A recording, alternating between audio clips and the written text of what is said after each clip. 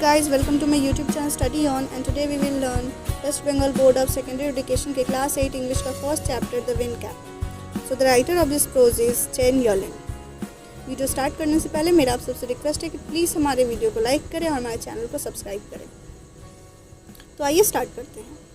Jane Hayat Yolin is an American author and editor of folklore, fantasy, science fictions and children's books. जेन हयात योलेन जो कि एक अमेरिकी लेखिका और एडिटर है, उन्होंने फोल्कलोर यानी लोक कथाएँ, फैंटेसी यानी कल्पित कथाएँ, साइंस फिक्शंस यानी वैज्ञानिक कल्पित कथाएँ और चिल्ड्रंस की किताबें यानी बच्चों की किताबें लिखी हैं. She has written over 280 books, the best known of which are the Holocaust novella and the devils arithmetic.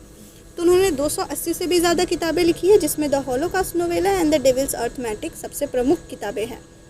The present text is an edited version of her popular short story of the same name.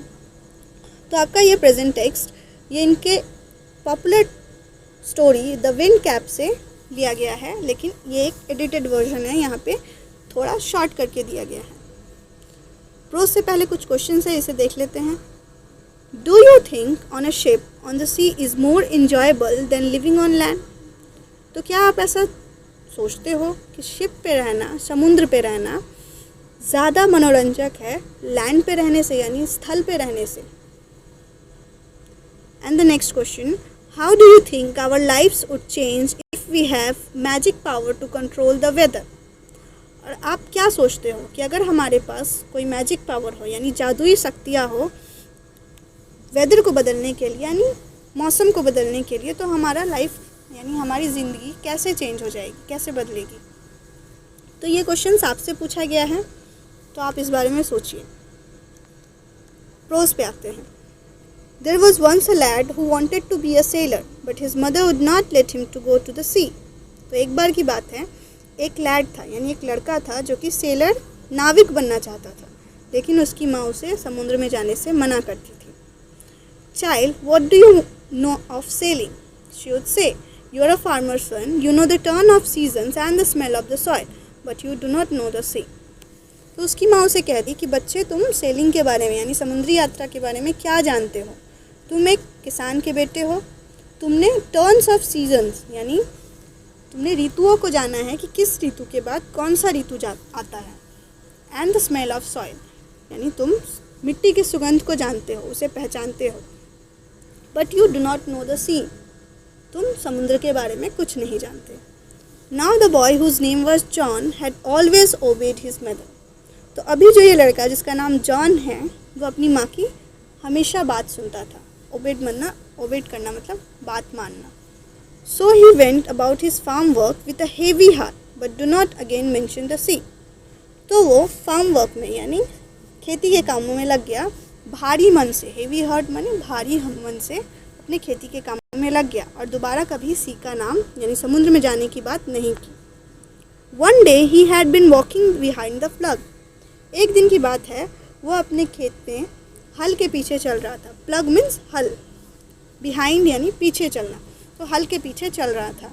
He all but ran over a tiny green turtle on a clod of dirt. तो वो एक tiny green turtle यानी छोटे से green कछुए के ऊपर चढ़ने ही वाला था, जो कि एक क्लॉड में पड़ा था यानी कीचड़ में पड़ा था. He picked up the turtle up and set it on his head where he knew it would be safe. तो उसने उस टर्टल को उठाया. पिक्ड करना मतलब उठाया और सेट इट करना मतलब रखना. उसने उस टर्टल को उठा के अपने सिर पे रख लिया जहाँ वो जानता था कि ये सेफ रहेगा.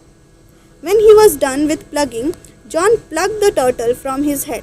तो जब उसने प्लगिंग कर ली यानी खेत की जुताई कर ली, तो उसने उस टर्टल को फिर अपने सर से उठाया. प्लग्ड करना मतलब उठाना. To his utter surprise, he found that it had turned into a tiny green fairy man that stood upon his palm and bowed. तो उसने सरप्राइज होकर यानी आश्चर्य होकर देखा कि जिस टर्टल को उसने अपने सर पे रखा था वो एक टाइनी ग्रीन फेरी मैन यानी छोटा मनुष्य परी बन गया है और उसके हथेली पे सर झुका के खड़ा है. I thank you for your kindness, tell me your heart's desire, I will grant it to you for saving my life, said the fairy. यानी वो परी मनुष्य उसने उससे कहा कि मैं तुम्हें थैंक यू करता हूँ, मैं तुम्हें थैंक यू बोलता हूँ, तुमने मुझे मेरे ऊपर दयालुता दिखाई। Tell me your heart's desire, मुझे बताओ तुम्हारे मन की इच्छा। I will grant it to you for saving my life, मैं तुम्हारी मन की इच्छा पूरी कर दूंगा क्योंकि तुमने मेरी लाइफ को बचाया है, मेरी ज़िंदगी को बचाया है। John board back said nothing, John ने भी अपना सर झुकाया लेकिन कुछ बोला नहीं।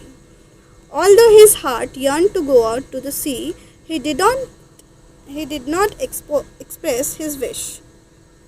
चूँकि उसका मन बहुत ज़्यादा मन कर रहा था कि वो समुद्र में जाए, फिर भी उसने उसे कुछ नहीं बताया। The green fairy man could read a heart easily, so he said, I see you wish to go to sailing. तो उस ग्रीन फेरी मैन को हार्ट पढ़ने आते था, यानी मन को पढ़ने आता था, वो बहुत आसानी से किसी मन को पढ़ सकता था। तो उसने जॉन के मन को भी पढ़ के कहा कि मैं देख रहा हूँ कि तुम सेलिंग करना चाहते हो, यानी तुम समुद्री यात्रा पे जाना चाहते हो। John's face answer for him, John का फेस उसको आंसर दिया, यानी उसने जॉन के फेस को देख के जान लिया कि हाँ ये चाहता है समुद्री यात्रा पे जाना।